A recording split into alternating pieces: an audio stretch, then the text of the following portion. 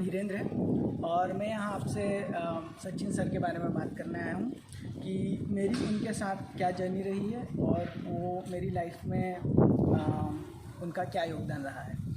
तो मैं बताना चाहूँगा, मेरी उनसे मुलाकात 2002 में हुई जब मैं 5वीं क्लास में था।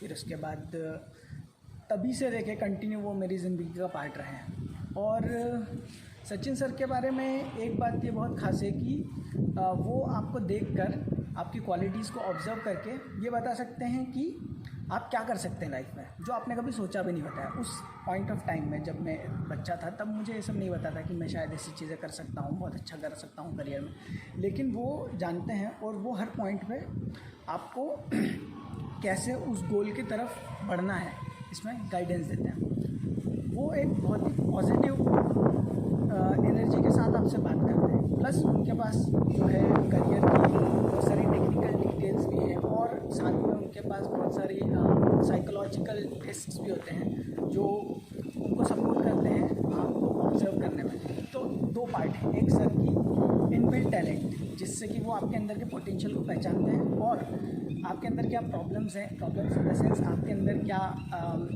कौन से एरियाज़ में आपको इम्प्रूवमेंट रिक्वायर्ड है उसको काफ़ी अच्छे से जानते हैं और बिना पुश किए, बिना कोई नेगेटिव एनर्जी दिए वो आपको पॉजिटिविटी की तरफ पुश करते हैं।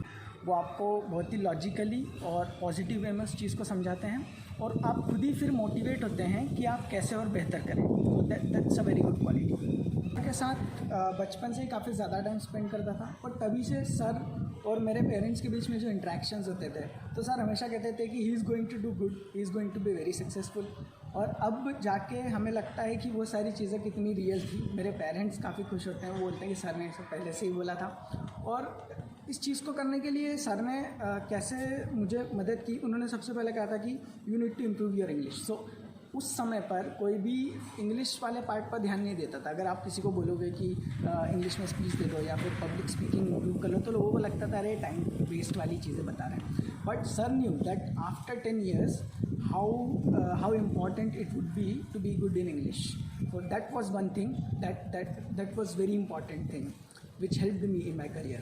उसके अलावा जब 10th क्लास के बाद करियर सिलेक्शन की बात आती है तो कंफ्यूज होते हैं बच्चे कि कॉमर्स लेना है या फिर साइंस लेना है।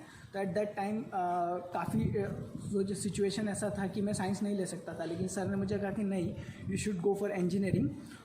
तो फिर I took science and then I went into a good engineering college that is SGS ITS। और फिर तभी से काफ़ी सब कुछ ठीक हुआ और बहुत ही अच्छा रहा सर के गाइडेंस में। इंजीनियरिंग करने के बाद मैं कैपजेमिनी में जॉब करने लगा। It's a multinational company.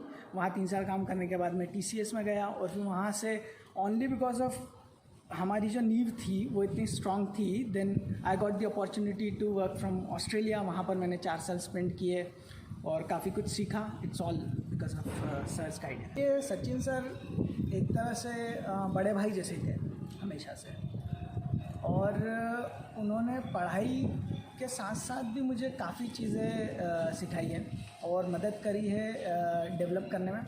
वो हमेशा ज़ोर डालते थे कि लीडरशिप स्किल्स पे बहुत ध्यान देना चाहिए।